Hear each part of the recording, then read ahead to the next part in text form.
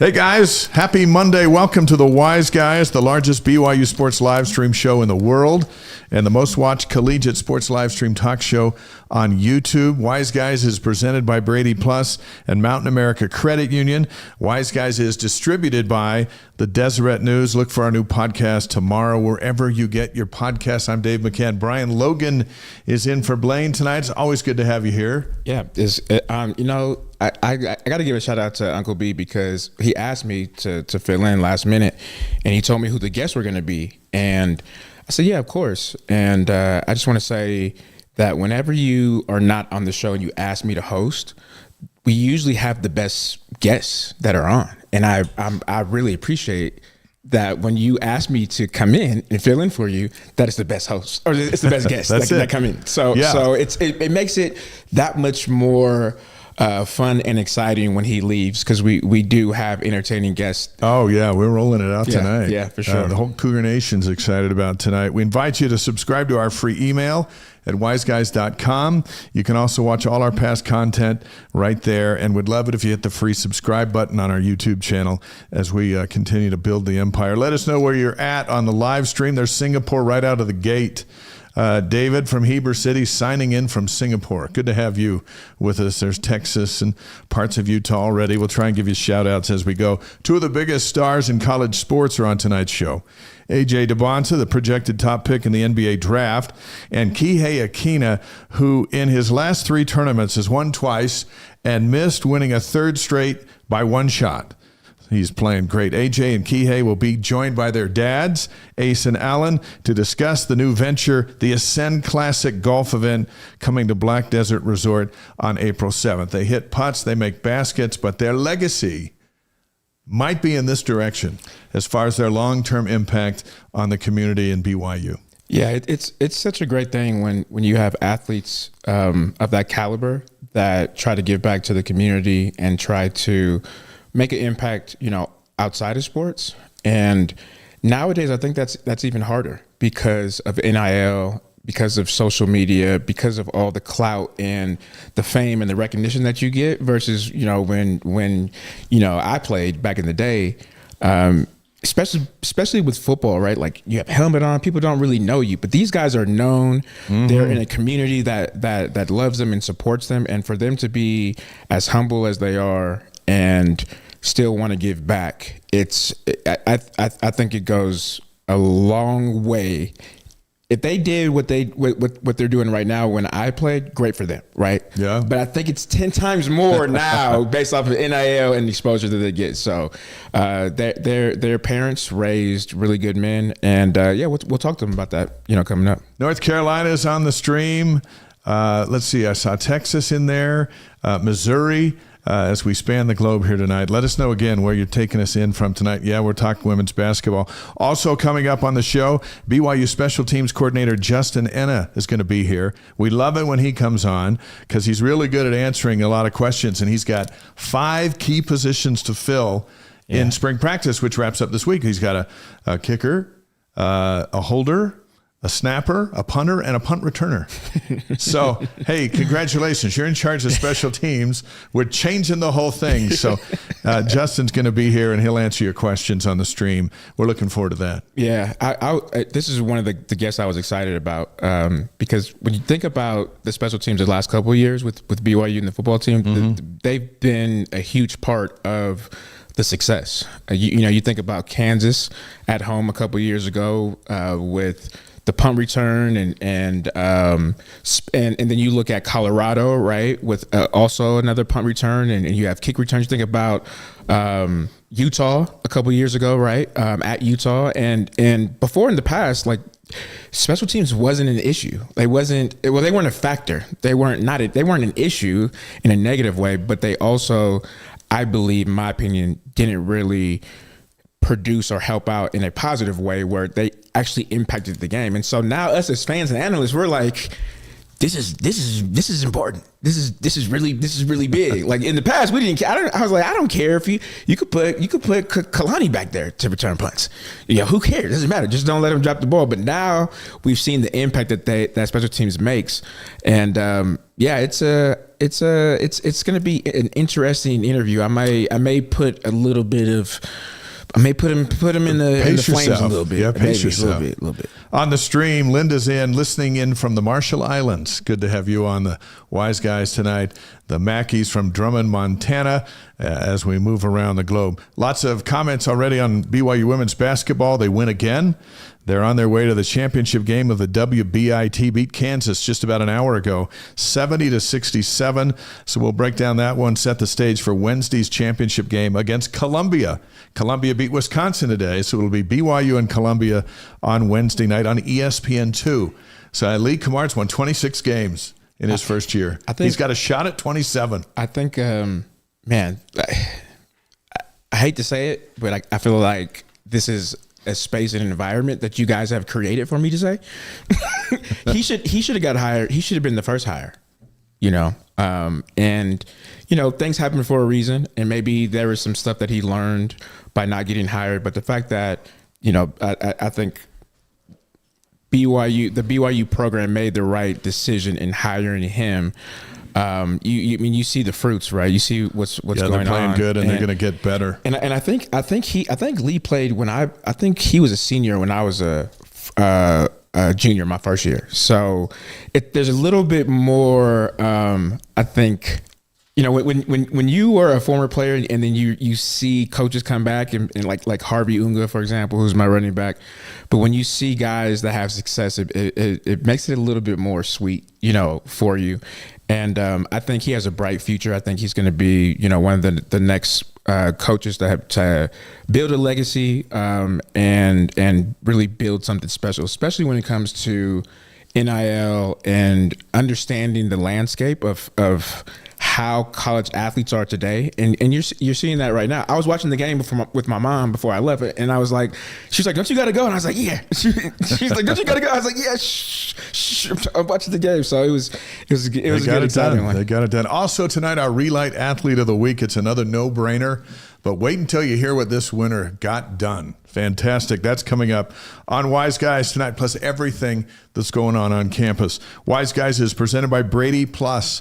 Brady Plus provides cleaning, food service, and packaging equipment, dispensers, and service and repairs with over 150 distribution facilities across the country and over 6,000 employees. The president's a BYU grad, Travis Brady. He'll be on the show in a few weeks. Learn more at bradyplus.com.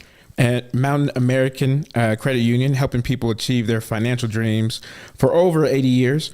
Whether you're buying a home, planning for retirement, or managing daily expenses, Mountain America has the tools, technology, and guidance to help you succeed. There's a lot more information waiting for you at macu.com. That's MACU.com. Our Relight Athlete of the Week is presented by Redmond. The secret is in the salt. Learn what it can do for you at redmond.com. Let's jump into some football before AJ and Kihei join us here in a few minutes. It's the final week of spring practice. Once this week's done, then it's all those off-season drills and the countdown to the return to camp in late July and maybe early September, because the opener's not until September 5th this time around against Utah Tech. But everything we've seen and heard from camp has been pretty good. Yeah, I gotta go out there. I've been saying this every week. I even text you in the mornings, like, hey Dave, can you send me the schedule? And I gotta get down there. But I think media coverage and fans and analysts, they've done such a good job of covering, what's going on, and it seems like the team isn't gonna skip a beat. And I think that just goes to Kalani and the coaching staff as far as where the program is right now, that you can have guys leave for whatever reason and have guys to fill in and keep the ship moving, right? Keep it going. And so I'm excited. I think there's a lot of expectations though. Like a lot. Yeah. Like I mean, like that's what we like. Like it's Big 12 championship win or or the I season's don't over? want to say bust. It's because we just enjoy sports for sports, and then you're happy if you just keep winning at the end. But we're going to invest 5 months of our life in this thing, and we want to have happy Saturdays because that makes for happy pregame shows and postgame shows that we do on BYU TV and ESPN Plus. So yeah, but expectations are you win all those games. I'm telling you right now, if they don't win, I'm not donating my $5 to NIL that I do yearly. They're on pins and needles below. The alumni game, by the way, is Friday night. The Royal against the Navy, 6:00 at Lavelle Edwards Stadium. It's going to feel like football season. Temperatures in the 40s, partly cloudy. So that's going down Friday. And again, special teams coordinator Justin Enna will be here in a little while, and we'll talk about what this alumni event means to him as an alum and a football coach, and what it all means as they wrap up spring drills. ESPN's initial 2026 power rankings have come out since we were last together, per Bill Connolly. So here's how he sees it as we sit at the end of March. He's got Notre Dame at number 3. The Cougars will host Notre Dame October 17th. He's got Texas Tech at number 7. They're not on the schedule until the Big 12 championship game if both can get there. He's got BYU at 18. Interesting. That is. I think this is the first time we've said this for the last couple of years now, that BYU is a program that has been disrespected over the last couple of years, and for various reasons. We don't have to go into them right now, but what we said was, how does BYU get respect is being consistent, and the last couple of years they have win your bowl games, and I think this is the first sign of that right there, because think about BYU over the last couple of years finishing in the top 15, and then preseason rankings come in, no type of respect, right? Like out of the top 25, maybe top 30, whatever the case is. But now this is a program that is on the radar and it has made themselves known that, hey, like we are a legit school, a legit program. We get top recruits.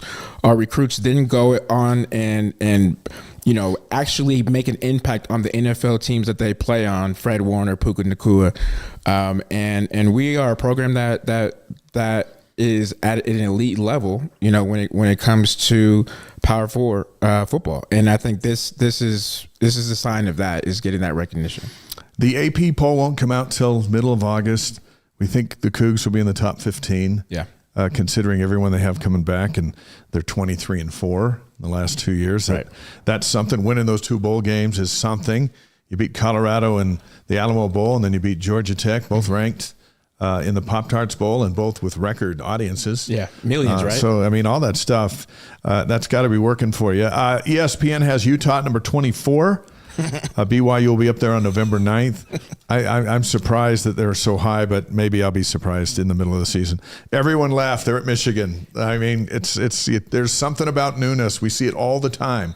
And maybe they'll just fight through it and act like there wasn't any. This is the point I just made. Like, Utah has built a brand, right, when it comes to when they started in the Pac-12 and making the Pac-12 championship and winning those games, and then going and playing, in the Rose Bowl, historic, bowl games, right, postseason. And so even when they are down on paper, because of that recognition and that brand that they've established, people don't care. They're like, oh, it's Utah. They see the logo. See, they rank the logo. There's stuff in that. They don't rank the actual staff and the actual kids, right? Like, they rank the logo. The logo is what it is. Wisconsin's in the stream, so Billy is Billings, Montana, as at Ridgecrest, California. Good to have you with us, as always. Kansas State is number 29. BYU doesn't play the Wildcats this year, and they got number 30, Arizona. That's the Big 12 opener on September 12th in Provo. That's going to be a game. That's going to be a night. That one. Remember, I said this last time I was on. This one scares me a little bit. Makes you a little nervous. Because it's early. It's really early, and we always say that the first 4 games you don't really know the identity yet. You don't know the strengths and the weaknesses of your team. Yeah. And so for this to be so close and hold a lot of weight because it's conference play makes me a little nervous. I wish they can go and play a couple of junior college teams before, like scrimmage. Be nice. Just to get the rest out. It would be nice. There's Utah Tech right there on the 5th, and then Arizona out of the gate. But you know what? It's early for Arizona too. Yes, and is the true. Cougars have them at home. I imagine it'll be at like 8 o'clock at night, and that'll be okay because it'll be like 90 degrees. Yeah. Place will be packed, and it's big time football with a meaningful game right almost out of the gate. Yeah, that's you come through the gate. Yeah, you know what? You make me feel a little bit better now. The fact that it is at home, it will be at night. You know, the night Cougs, huge date night for singles. You know, so it's big for everybody. It's big for everybody. NFL free agency. The Saints sign Zach Wilson to a 1-year deal. I like that. So let's see if that works out. He's playing with his old team, I think, from Lone Peak High School. Really? I think they go back to the maybe I could be wrong there on the Shuck. Is it the other quarterback for the Saints? I thought he had some tie there. I might be wrong with that. But anyway, he knows him from his past. So we'll see how that goes. The biggest tie is through the church with Kellen Moore, right? Yeah. When I saw this, it made me think a little bit. I said I should have got baptized. Still time for that, Bilo. Well, time for that. You are right. NFL season openers. A couple of things leaked out since we were last together. The Seahawks going to open the regular season on a Wednesday night, September 9th, against TBA. That's the drama. That's on NBC. And then the Rams and 49ers will play Thursday, September 10th in Melbourne, Australia. That's Puka Nacua against Fred Warner. Maybe the richest receiver in football against the richest linebacker in football, and two of the funnest guys in football. So we'll keep you posted on that. Our first guests include two of the biggest freshman stars on campus, AJ Dybantsa, the nation's leading scorer and a finalist for the Naismith Player of the Year Award, and Kihei Akina. No golfer is playing better than he is in any college in the country right now. Plus their dads, Ace Dybantsa and Alan Akina, all on the Wise Guys to discuss the upcoming Ascend Classic at Black Desert Resort in St. George, Utah. We welcome all of you to the Wise Guys. Hello, everyone. Hi. Thanks for having us. Hey, Dave. What's up, guys? Hey, it's great to have all of you here. Technology is an amazing thing. Let's mix things up right out of the gate. AJ and Ace, tell us what you find most impressive about Kihei's amazing debut season at BYU playing golf. Go ahead. No, it's just been crazy. Just been amazing. I got the chance to meet him before we actually both committed to BYU at Black Desert. I didn't know too much about golf, but obviously since I've been there, we've been hearing great things and what he's been able to do at the pro level. So it's been special. Ace? Great kid. Obviously from a great family, mostly from his mom, because I don't know about the dad. But anyways, no, he's amazing. He's truly the champion. He got a great future in front of him. Kihei and Alan, we'll ask you guys the same question about AJ. What is it about AJ that makes you go, wow, Kihei? And we'll start with you. Yeah, I think AJ's game kind of speaks for itself. Number one player in the country without a doubt. So I just love the way he plays and the way he goes about himself. So it's been cool to see. And it's been cool to see him represent BYU so well. Alan? I love his maturity. I mean, he's just mature beyond his years. And I think, again, he gets that from his mom, a little bit from his dad. But just it's been a great opportunity for Kihei to get to know AJ, for me to get to know Ace, and a lot of similar things that the boys are going through with their experience at BYU. It's been great. Well, AJ and Kihei are headlining a major golf event on Tuesday, April 7th at Black Desert Resort called the Ascend Classic just outside St. George. AJ, tell us how this came about.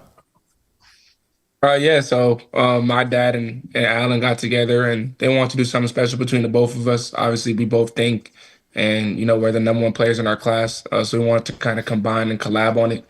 Obviously, I'm not the best golfer, but Kihei is. So we decided to, just do like an Ascend Classic. Alan came up with the name, kind of like we're ascending up, into the rankings, into, the pro level. So we decided to, host this tournament. And it's going to be a great event. Just wanted to get us together and, do it for mainly Kihei and his family, but also for me and my foundation. So I was going to ask how you guys came up with that name, Ascend. Thanks for telling us that. But Kihei, your dad came up with it. But did you agree or did you have a choice in it? Yeah, he just told me that was the name, and I was good with it right away. Kihei, what's the long-term vision for the event as the two develop your careers and also establish really your legacies that have started at BYU? Yeah, hopefully it can turn into something long-term, and as this relationship kind of grows, and as we go our ways and do our things in our sports, I think it'll just be cool to continue to bring these people together and help a bigger cause. Yeah, I think also too for AJ, it helped AJ with his golf game right over time as you guys keep on pushing the event forward. AJ, this event is designed to raise a lot of money, and Dave and I were talking about this earlier in the show that guys like you that have this prestige and you guys have a lot of clout and you guys are known and you throw in NIL.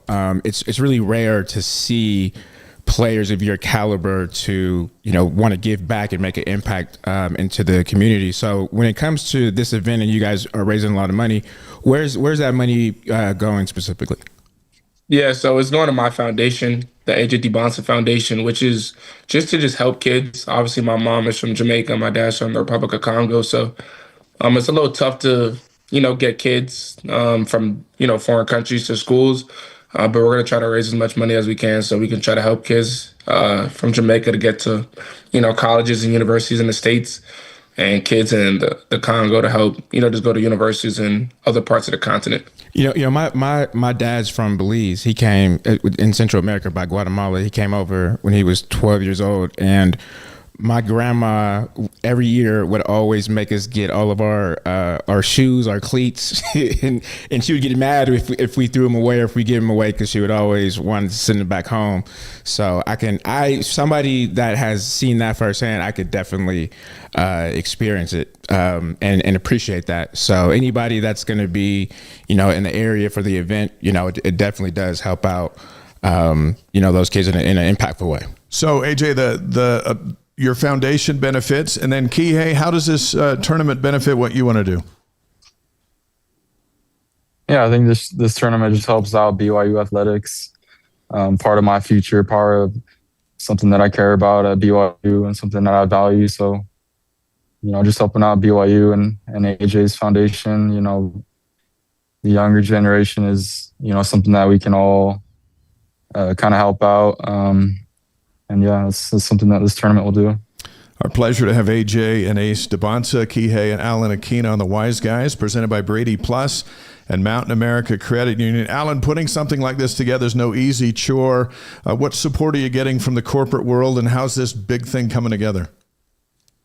Yeah, this is a pretty big task, and we've been very blessed to get support from BYU Athletics and a lot of the donors that want to be able to support BYU, its future, and be able to support AJ and what he's doing with his foundation. So it's been great.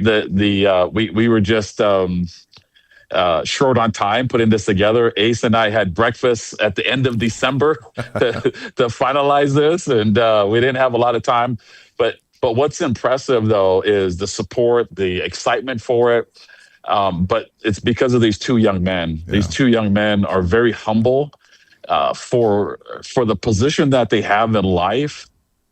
They could just have anything they want, but they're so humble and they want to give back to their causes. And I think that's what people are resonating with is this not only having a good time at Black Desert playing great golf, but being able to support a good cause and being able to be connected with two very, very good, humble young men.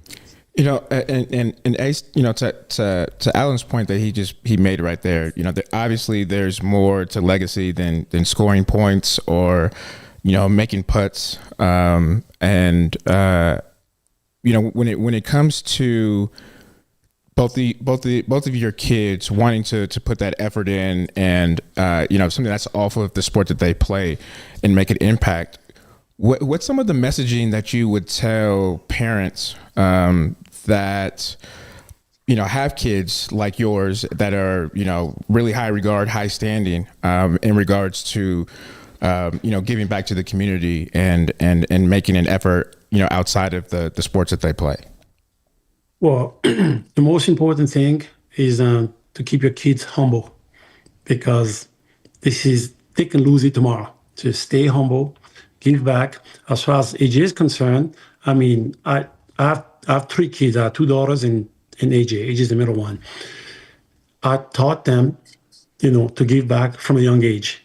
AJ was 4 years old when he started. When he helped me, I was doing my, give back. I went to the Congo when he was 4 years old. That was back in 2011.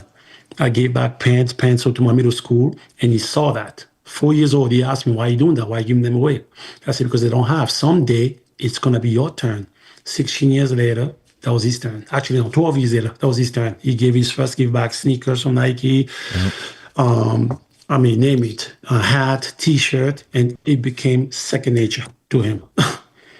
You got to help those who need help, very much. A few more questions tonight. We're so glad to have all of you with us. AJ, as you look at Kihei, Jane Hedengren, Bear Bachmeier, and yourself, 4 uniquely talented freshmen, all here at BYU at the same time, how special has it been, and what does it say about BYU athletics? It's an honor to be even named with, three men like that. But, it just shows, like, what BYU is becoming. BYU was never really known as, like, the athletic school. But it's changing. We're getting different staff members that's continuing to boost the athletics. It's just great. Like, the football team's elevating. It's a packed house every single time they play. The men's basketball team was elevating. It was a packed house every single time we played.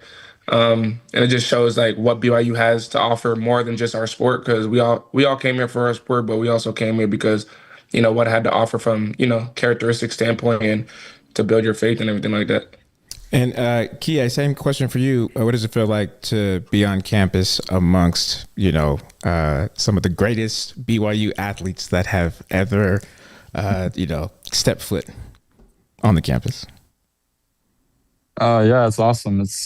It's just cool to see some of the guys' success that BYU has right now. It's just a really special and cool time to be at BYU right now with all I feel like there's a lot of noise around BYU right now, so it's cool to be a part of it and mentioned alongside AJ and Bear and Jane. So yeah, and I think like AJ said, we all came here for a reason, and we have bigger things outside of our sports, and BYU is a big part of that. Guys, let's finish with a golf question and a basketball question. Let's start with golf. Kihei, as you evaluate AJ's game, what 3 areas does he need to work on the most in golf? In golf? Yeah.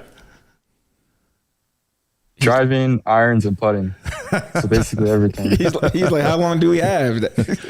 Now, I've seen you shoot threes, so I know you can make basketball shots, but how's AJ with the driver? I haven't seen him hit a driver. I've only seen him hit a putter. But he beat me in a little putting contest that we did at Black Desert, so I'll give him that. All right. Hey, AJ, so you putt for dough, right? You drive for show, you putt for dough. What's it about this golf game that has you intrigued, AJ? It's just actually way harder than it looks. I tried golfing for the first time, I think a year and a half ago. Completely missed the ball. I underestimated people's game. I thought it was easier than it looked until I tried to go to the range and just couldn't hit any balls. They say keep your eye on the ball, but when you're 6'9", that's a long ways up. I was gonna say that. Yeah, you're like at a disadvantage, just from logistics wise, And I would say this, like, I'm not good at golf either, but I'm really good at putt, like mini golf. So any when you guys have some free time, I already got Kihei a challenge. Last time we talked before he got on campus, he's a little scared. He hasn't hit me up yet about it. But AJ, if you want to really become like the BYU's like top athlete, that's where it's at. Putt, mini golf. So let me know when you guys are free or available, and I don't want to beat you, but I will beat you. That's what I'm saying. Okay. Vicious. I'm vicious. sorry. Look, I gotta talk a little bit of smack, to the top BYU athletes. Here's a basketball question for all 4 of you. Arizona, Michigan, UConn, Illinois. Who wins it all in Indianapolis next Monday? Ace, let's start with you. UConn. UConn? Yep. We almost got UConn, didn't we? Dang it. Look, AJ, I don't know. AJ's face, he's like, I don't know about that. He's thinking about it. AJ, who are you going with out of that group? You played Arizona, you played UConn, and really had a shot to beat them. What do you like? I do like Arizona. I'm gonna stick with my Big 12 guys. I like Arizona. Okay. All right.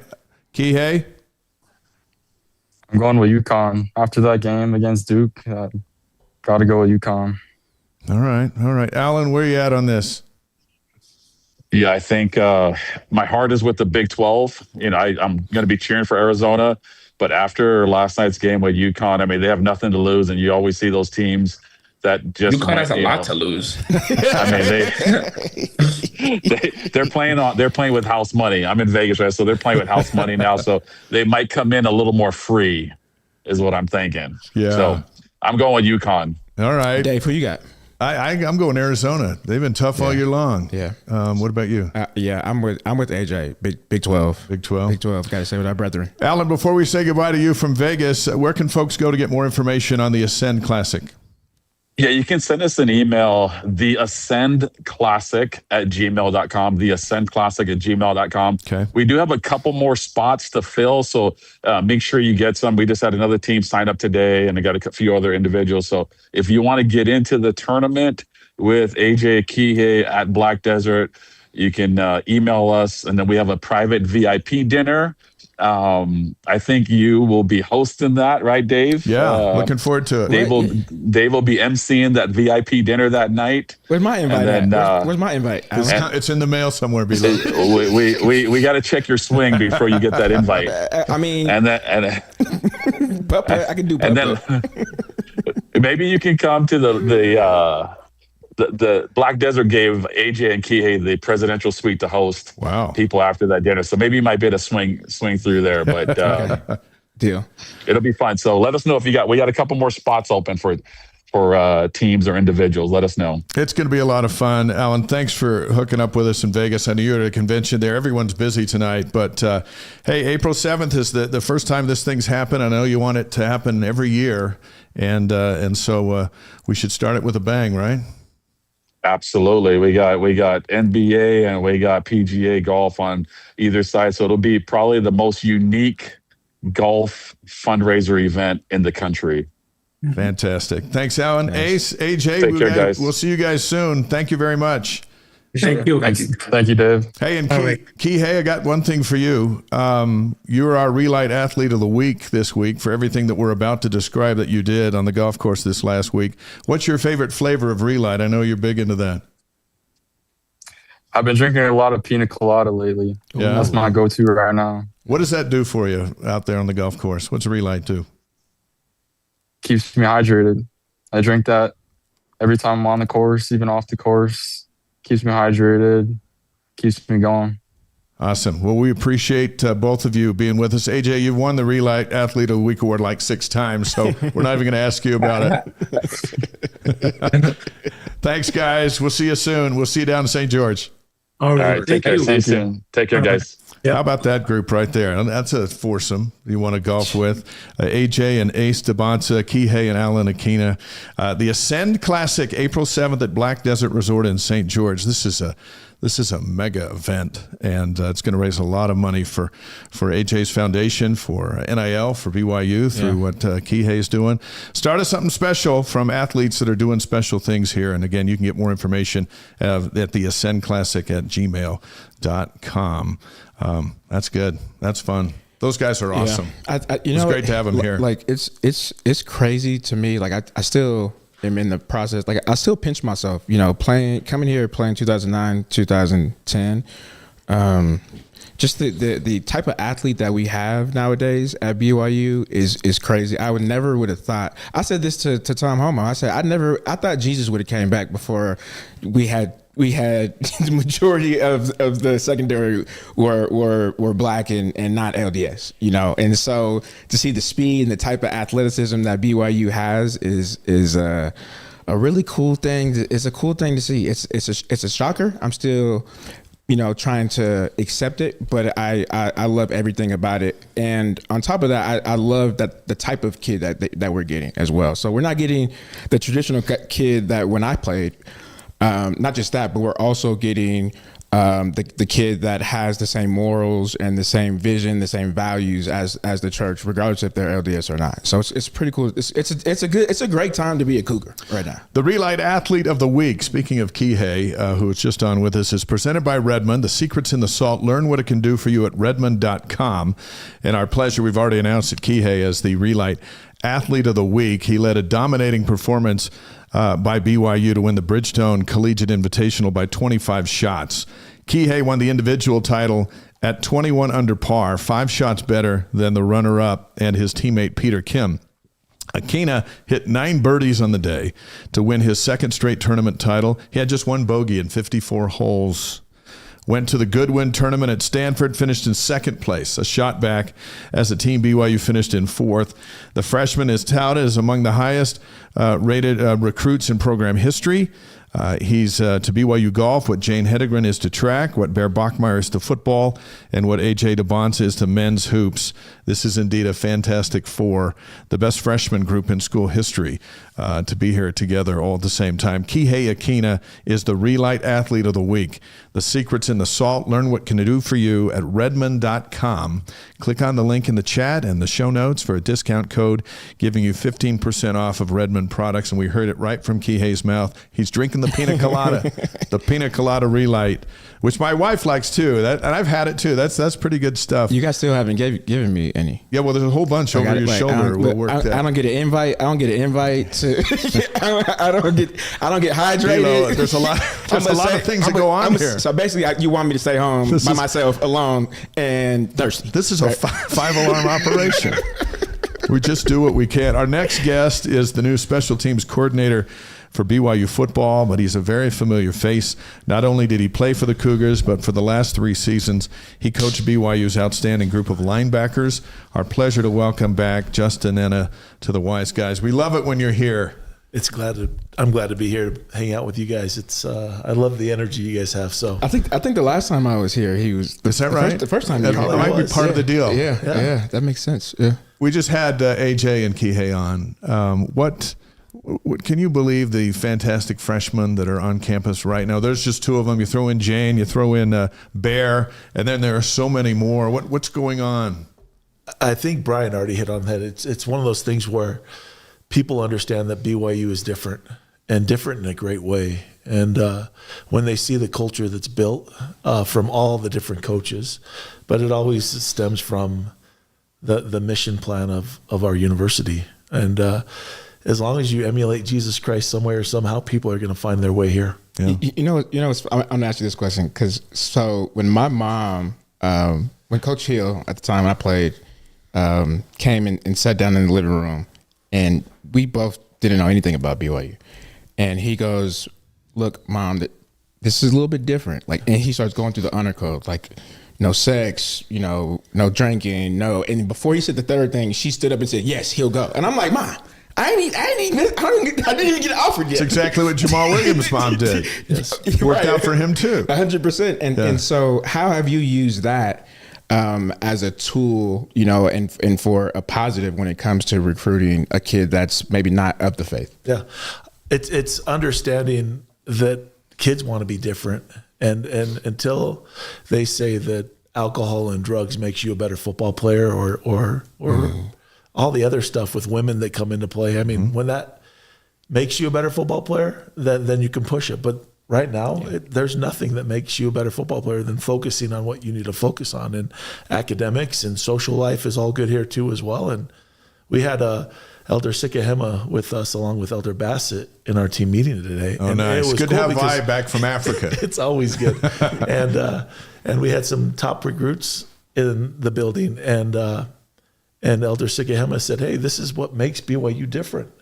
And we embrace that. Yeah. And again, we're not asking for perfection. I mean, that won't happen in this life. But as long as people are trying to progress to be the very best that they can be, that's what we're trying to do right now. And I think Kalani hits the nail on the head by really just not only emulating it, but living it.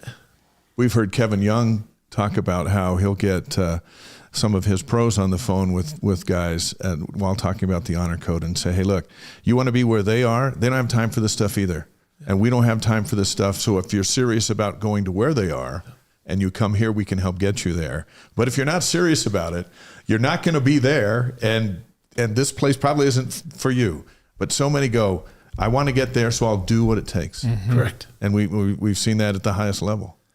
Yeah, I mean, you're around so many things that can really detract you from what the real purpose is. And why not try to make yourself the best human being possible by living your life by the best person that ever lived on the earth. I like how you frame that. Like you should get like you should brand that or something. Like get a T-shirt made because like until drugs or things that are against the honor code can help you become a better person. I kind of got convicted just now, just hearing that. you know what I mean? But to Dave's point, what's interesting is when I went to junior college, I completely changed my life around. So I stopped having sex and stopped drinking, stopped doing drugs, completely turned my life around. And people would always ask me, like my teammates, like, what do you, why'd you do that? And I said, well, I want to get a D1 scholarship, and I believe that this is what these are what D1 athletes are not doing. And I'm trying to get there. And so I've always felt that, I got blessed with a scholarship because I was already living the D1 athlete, lifestyle, like Dave mentioned with KY. And, and what's even more ironic is I had no idea about BYU. So when they were telling me that this was the honor code, and I was like, okay, I don't care. I haven't did that in years. I love it. How do you? So my question is, like, is how there do you a find, question? Yeah, I'm sorry. I'm sure. Sorry. I have ADHD. Sorry, I'm sorry. And a little bit of CTE. How do you guys target and find kids like myself that have that mindset, or like my mom that's like, yes, he's going there? Yeah, we're looking for the best athlete possible. I mean, we all are, right? You got to be able to play the game, but then you understand who can fit our culture. And the cool thing is, most of the time they gravitate towards BYU, even if they don't even know it yet. Yeah. And so if you're able to bring them into Provo, member or not, it doesn't matter, because again, the program sells itself. We're very unique, and we like that. And so we're getting some really good athletes in every sport possible, because they understand, like, hey, this is something I gravitate towards. We got a bunch of football questions for you, but before we get to those, I was listening to Lee Camard and some of the members of the women's basketball team at their press conference back in Wichita, talking about why they don't practice on Sunday, and they explained why it was, and I thought Lee did a nice job. And when you were talking there, I thought about what he has said, and I wanted to ask you, because you played here, you've coached other places, you can go coach at other places because you're a good coach, and BYU's fortunate to have you here. But how nice is it to be able to just want to have Sundays off, be a believer in a violent sport that's all about winning, but maintain balance because of what BYU offers you as a coach? You said it right there, just balance and understanding that there's more important things than football.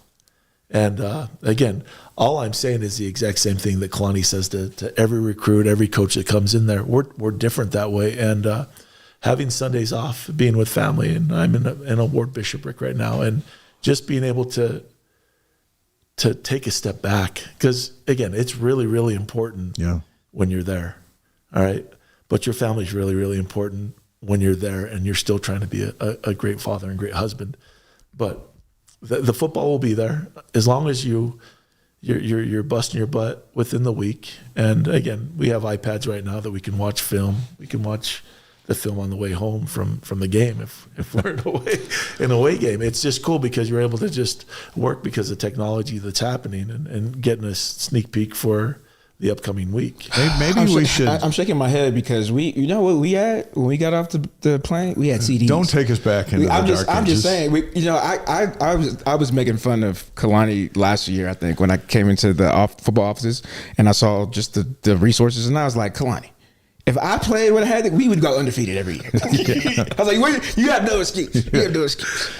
Listen, maybe we should start a campaign, 23-4 with Sundays off. It's working. You know, It is. it's not 23-4 because you win 7 days a week. It's 23-4 because you win 6. Correct. And you gave yourself a day. I agree. That seems to mean stuff. But you do win on Sunday though. It's correct. Right? That was a good one. You Dave. definitely do Thanks, win on Bilo. Sunday for sure. Bilo, I'm going to send 2 of my friends over to see you later this week. Jerem and Spencer can't come. There won't be those 2. Our pleasure to have BYU Special Teams Coordinator Justin Enna on the Wise Guys, presented by Brady Plus and Mountain America Credit Union. Spring practice wraps up this week.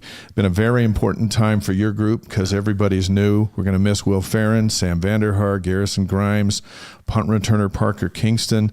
So there's more spots really to fill in your position room than any other spot on the team. So, hey, this is a good time to take over special teams. How's it going? You know what?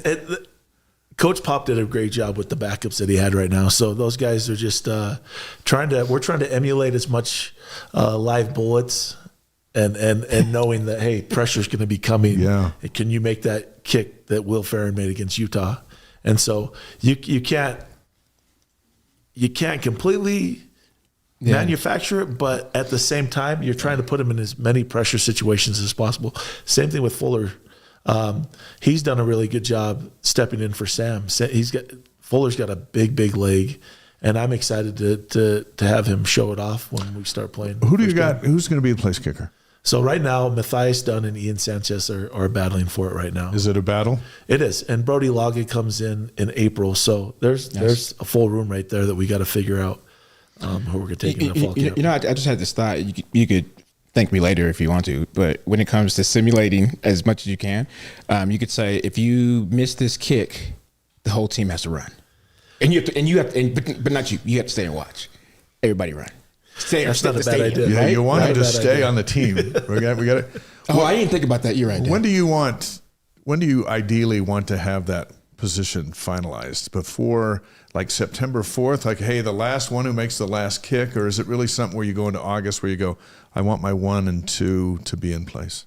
To be honest with you, I think it's going to take time into fall camp. So somewhere in the middle of August is what we'd like to see. But if it doesn't, I mean, sometimes it's that quarterback battle all the way to game 1, right? And so is that because Farron was so good and reliable that we really didn't have to think about it for the last 3 years? Now we're thinking about everything. That's exactly right. Is that it? Will was really good. Yeah. Will was really good. And Sam was really good too as well. So. Right.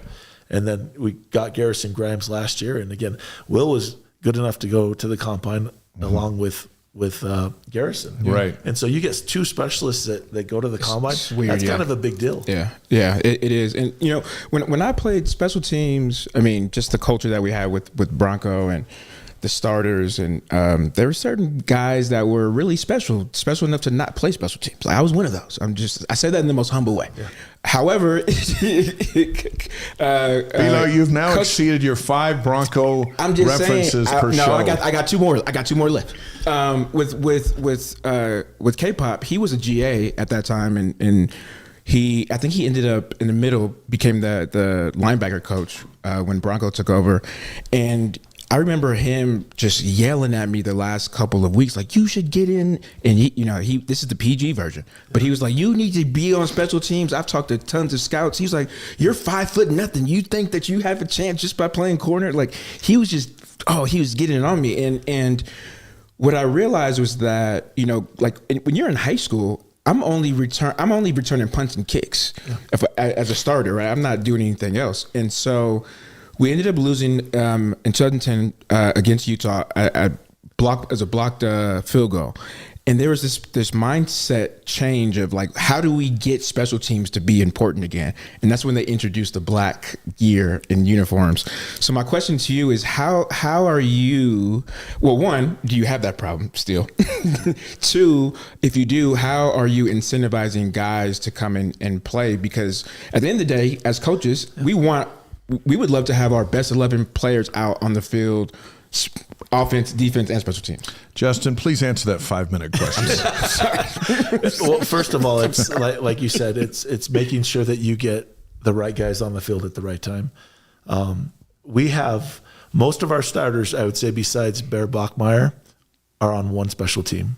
And so that's the cool thing about it. in order to have a great team, you got to have great special teams. It's a third of the game plan. But saying that, you still got to make sure that the kids buy into it. And so, I mean, I remember last year we had Jack Kelly and Isaiah Glasker both on the punt team. I want to keep emulating that, making sure that it worked last year, making sure those guys are there flying around doing their thing. I mean, we got Cade Uluwave's now kind of in that spot where Jack Kelly was. I know Glasker being out right now, and just we have other guys right there, Ace Kafusi, that are stepping up and doing some really good things as well. But you have to make sure that the culture's strong enough to where kids want to make sure that special teams isn't, you're not taking a back seat right here. Yeah. We're making this team better. Of all the big plays Jack Kelly made at BYU, it was special teams that got him his touchdown. Yeah. Right? It's pretty crazy. Yeah. That's true. JT blocks it with his face, and which was awesome. Way to use your head. So it's more. So you're saying basically it's you guys have created a culture where you don't really have to go and incentivize or sell this something that's extra. It's, hey, you should want to come and make an effort, regardless if it's offense, defense, or special teams. Correct. And the other thing, too, as well, is we tell the guys, you better be ready to play special teams in the next level. I mean, in the NFL, primarily, my 4 years I was there was all special teams. So I started maybe 5 to 10 games on defense, but most of the games were all on special teams. So they understand the importance. We keep on pushing the importance, and then we're watching we got Daniel Sorensen now in the building. I mean, he was a great starter, but then he started all special teams. I mean, Andy Reid has a strong affinity for special teams. he does. So Fuller's your punter? Yeah. What about the deep snapper? Is that still? So right now we have Ty Smith. Ty's done a really good job of stepping in, and he was Garrison's backup last year. Okay. Behind him right now we have Berkeley Alfrey, and that's Talon's little brother. Great. And he's just nursing an injury right now, but he's done a good job too. Who's your holder? That's the key. Fuller. Is it Fuller? So right the now, punter, and he'll do both? So he's doing that. And Fuller's a really good athlete. He played corner and wide receiver for Katy, Texas back in the day, and they think they won 2 or 3 state championships. Nice. So he's a really good athlete. We know that corners are the best athletes in sports. At least one of us does. Yeah. And your punt returner, what are you going to do there? So we got a few guys there right now just trying out, and Fessie's done a really good job of making sure that we're rotating a few guys. But Kevin DeVries is stood out and did some really good things, and Tiger Bachmeier, of course, is very sure-handed and had a big return. Are you going to get some more defensive guys, some looks? Dude, we're trying, and again, Kevin's a defensive guy, so that's kind of a good deal. But we're trying to get as many guys as possible. That's why I said more. It's hard to. It's hard to decide, and Parker was fantastic at catching and going, right? Yeah. For years growing up, watching BYU, sometimes your strategy was just catch it because Ty's coming in, or Jim, or Steve, just catch it. And then there were years when James Dye and those kind of guys were, now that's a weapon on the field. So the other team's afraid of punting to him. So now when you're going really to scratch, and Tiger's the guy who's going to catch it. I don't know DeVries so much, but as far as that explosive, hey, you missed 2 guys and he's gone. So that's a hard puzzle piece to find, isn't it? Yeah, you want to make sure possession first, right? So making sure you got a sure-handed kid that can catch the ball when pressures. I mean, you get people running down your face, and you have to catch the ball. Kevin's done a really good job though, and I'm excited. He has maybe a little bit more shiftiness than Tiger. But Tiger's a wide receiver on our football team, so Tiger shows a little bit of explosiveness too. He's got some fearlessness to him. He's a tough kid. You got to be a little. Maybe some crazy. You got to be a little. I don't know if I want my guys to be crazy. I want them to be reckless. That's a better word. Like playing special teams or playing linebacker. I want you to be reckless, just no regard, for your body. When I played in the CFL for a little bit. And was really first time really investing in special teams. I heard a whole nother life of football that I'd never heard about. It was strategy. And when it comes to punt returns, I remember the goal was just to get 10 yards. Yeah. And the coach broke it down with stats and being able to flip the field and what that could do just to put us in scoring position. It blew my mind. Is there what's the strategy? You don't have to give me details, because there could be opponents watching. But I'm saying, like, is there anything from a strategic standpoint when it comes to you guys and punt return?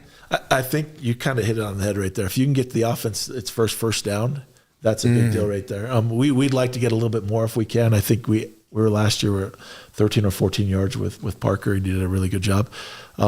We hope to make sure we get better holdups on the front end, and then a little bit more shiftiness, or try to find our returners got to miss a tackle or two. It's going to happen, right, with the gunners and jammers.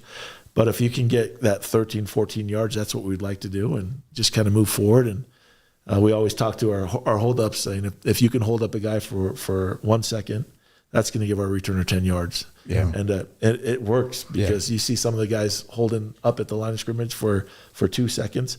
That's 20 more yards for our returner to get going. So. And what about kick return? What's the strategy when it comes to letting it go, taking a knee, or taking it out? I mean, bringing the ball back at 25 is not a bad deal, right? Especially when you start seeing teams starting to muff it, or there's that in between, right? I mean, if in doubt, fair catch it, let it go in the end zone. But if a kid's driving the ball and not leaving a lot of hang time behind it, we always talk about our coverage team, and this is us for kickoff too as well, is can we get all of our kickoff guys past the 30-yard line when the ball's caught? Okay. And that's relatively 40 yards, right? Yeah, for sure. But a good hang time, I mean, if you can get a hang time about 4 seconds, you should be able to cross that, because it's a flying 40, right? You're running at the start and catching up. So do you guys have guys on the sideline that are like, return it or fair catch? In high school. Yeah. These kids take the ownership in it, right? I mean, college is just a little bit bigger than high school, but the kids take the ownership, and you hopefully they make the right decision. Yeah. And a lot of it is also making sure you're maintaining your blocks. Yeah. You can't block too long on kickoff return. So the front line is the hardest place to truly get your blocks. So I think there's a lot of timing, and then making sure you usually have a double team somewhere, making sure that they secure it. And then we're trying to get our returner right past that double team. Getting vertical as quick as possible. This is the world that I had no idea was going on for years. Right here. Joel on the stream, Coach Anna Aloha from the Harris family in St. George. Love it. Keeping your eyes on the Cougars. Mahalo, your love for my nephew Porter Harris years ago at SUU. Yeah. So shout out, saludos from Covina, California. Don't you just love impacting athletes where years later they're just like, Coach Anna, it's great. I was a really tough coach at SUU, so Porter was a great kid. Yeah. Just did things the right way. So I was hard on those guys, but the funnest memories I have, and I got hit maybe last year in the middle of August or September. A player I coached, Matt Hawley, and he lives over here in Springville now, but he just nailed me in the back. And he just started smiling, laughing at me. That kid was a tough, tremendous football player from Centennial High School a long time ago. But you get that brotherhood of people that just that you have and you love, and they do anything for you and you do anything for them. So it's cool to see that effect. The best coaches are the ones that were the hardest on you. Same thing with teachers, right? Like you. Everyone loved Bobby Knight. Yeah. And it's just like, why would you like that guy? They'll go fight to the death for him. Also, the thing with that, though, is like you can be a jerk on the field or on the court, like just complete jerk. Like you don't care about me at all. But then off the field, when you are completely opposite, that's what makes you want to go out and like run through a brick wall for a coach. That's how you gain those relationships. I had Ken Schmidt was my D coordinator and linebackers coach, and a lot of people didn't like him, but I love the man. And the cool thing is, I loved him especially after I got being coached by him, because you start seeing him as a human being, right? And you see him as a father and a husband, and then you're able to. I mean, we used to have lunches all the time when before he passed, and it was fun just to be around him and the love he had for you. you could feel it. It was awesome. The love I have for him too as well. So I think it's a lot like parenting. Your parents, if they had a curfew and they enforced it and you fought it the whole time, and then as you got older and you gave your kids a curfew because you see the value in it, and you're like, you know what? And when I was late, I deserved it, and I deserved not being able to drive the car and all those things. Because you realize what they were teaching you. And then all of a sudden, the conflicts of coming in late are lost in the lesson of they were really just looking out for me to teach me how to do it. So many valuable lessons that, again, when you really start understanding as a parent, as a husband, you're like, man, I should have figured this out a long time ago. Yeah, you know what my parents do now is when I have them watching my kids, and I come home late to pick them up, at like 11 o'clock from doing a game, they're like all like have the sugar high on Skittles and Coke, and I'm like, what are you doing? Like, they're not staying here. They're going back home with you. I love it. It's BYU Special Teams Coordinator Justin Ennis on the Wise Guys, live on YouTube, Facebook, Twitch, and wiseguys.com all over the world tonight. Liberty, Missouri, checking in on the stream. It's okay that you're late. We're all busy, but you can watch this show anytime on those three outlets, YouTube, Facebook, Twitch, and of course, wiseguys.com. In addition to all the things we've been talking about, you also have the onside kicks and things like that. And I don't know how much time you get to spend in them, especially at spring, and maybe more of that's in the fall. But just the strategy when you're having dinner and you're thinking about football and you're thinking about your special teams, you think maybe I could try this, or maybe we should do this, because those are game changers. But they only work when they catch when there's the element of surprise, and so all these things factor in. But when you pull one off, isn't it awesome? It is awesome. I think Kelly did a good job the last couple of years of doing it at the right times. You're always looking. We call them specialties, right? And so it's pulling them off, like you said, when in the element of surprise, and it's a big deal. But it's something that you have to keep on practicing. Me coming in as a coordinator for the last couple months, it's been more fundamentals and bases, just basics, and I've really enjoyed teaching those. But as we start getting past spring ball, now we start understanding, all right, what do we like the most, and then what can our kickers do, what can our punters do, what can our holders do, and you really start drawing things up. Does Kalani give you guys like full autonomy over onside kicks? I mean, clearly you have to go and tell him like, hey, we should do this or we should do that. But like how much, I guess, of a leash, that sounds bad, but how much of a leash do you guys have when it comes to doing stuff like that? I think Kalani, we talked to it maybe 2 weeks ago, and he's like, hey, be inventive. Let's try some new things out. And so it's really nice. He was a special teams coordinator when he was at Eastern Arizona. And so like we bounced a few things off of each other too as well. And again, he's been around football a long time. And he likes to go for stuff. Yeah, he does. And he loves it. I mean, especially when it works. But it's one of those things where you're hoping the element of surprise, making sure that everybody's coached up and ready to go, making sure the blocks are all secured, and then let it rip. Yeah. Only you guys in practice will know this answer. 23-4 over the last 2 years, appearance in the Big 12 championship game, 2 bowl victories. How do you keep the guys hungry and humble, which is Kalani's phrase that he likes, for more?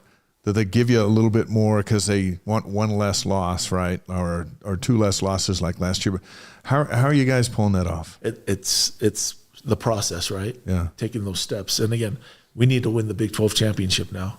And so no one's satisfied. And you get to see the whole team from last year that had eligibility, the starters, what'd they do? They returned because they believe in it. They believe in the culture, but they believe in each other. And so it's cool when you have some big-time guys, and like a Fowler who was coached by the D coordinator, Jay, that took off to Michigan. Yeah. There's no doubt in my mind. I mean, Jay's number one guy you wanted to go after was Fowler. Yeah. But the team, the chemistry, the culture that we have at BYU is different, is second to none. And so when all the guys decide to come back and rally, it's the coolest thing. And then the other cool thing is when you have guys that do take off, all right, They come back. They're banging down the door to come back. They are, and sometimes they come back bigger and stronger and faster, and that's okay. You should clip this and send this to them whenever people go into the portal. One question that I thought of while you were talking this through is because, like you say it's the culture, right? And I truly believe that because of my experience. But I also think, when it comes to NIL, does NIL play a big role in it? Then the last thing I thought of was, putting myself in a player's shoes. Like I tell this to people all the time, I wouldn't have started at Utah or TCU. I wouldn't even got looked at by the staff, being a 5'6", corner. And so sometimes I think, BYU gets a certain type of athlete that may not be the best. Things are changing, right? But is it maybe like, hey, I feel a little bit safe here from a job standpoint and being able to make plays and stay a starter. That's why I want to stay here. What's your thoughts there? That's a loaded question. No, I understand that. I had coaching Jack Kelly and Isaiah Glasker before last year when they had great sophomore and junior years, and we heard people like USC's and Georgia's and all those guys were sniffing around, throwing some really big money around them, and the thing that kept them here was they wanted to play with each other. All right. And we kept on selling, all right, you're going to have to learn a whole new defense, which they would have picked up in no time. But how would it be in the locker room? How would it be on weekends when you lost? I mean, there's so many things that come into play. And then those kids are like, all right, if it's within couple $100,000, is it really worth it? No. And it's not. It's not. But I think we do a pretty good job with our NIL too. And so, I mean, people want to see BYU football succeed, and they're starting to. You guys are good. Like that's a really good conversation to have. Legit, real good conversation to have. Like, what's going to happen when you lose? What happens, right? Where do you go? Like, where do you hang out with? Where's that connection at? Like people don't talk about that at all. You guys are good. We've been different places, and when you see you can't smile after a loss until Wednesday or Thursday of the next week. Yeah, that's tough. Especially, and again, I'm not the most happiest, jovial guy around, but at the same time, I still want to have fun. Yeah. Hey, some places you can't smile unless you won by 40. Yeah. And then the coach is like, "What's going on here?" Correct. I think it's interesting that kids come to BYU and in all the sports and even in all the departments, right? Students come to BYU, whether they're a member of the Church of Jesus Christ of Latter-day Saints or not. But let's say they're not. They come to BYU, they're here a year, and these are the kids that are staying, right? And some go and some church kids go. There are other opportunities everywhere. But I find it interesting that kids who come from, say, they weren't so active in the faith, are more active now or want to be more active now. But when that year comes around where they can choose to leave, they all line up to stay. And I think that's what the miracle of it all is. It really is. You said it best. That's the miracle of BYU football. Yeah.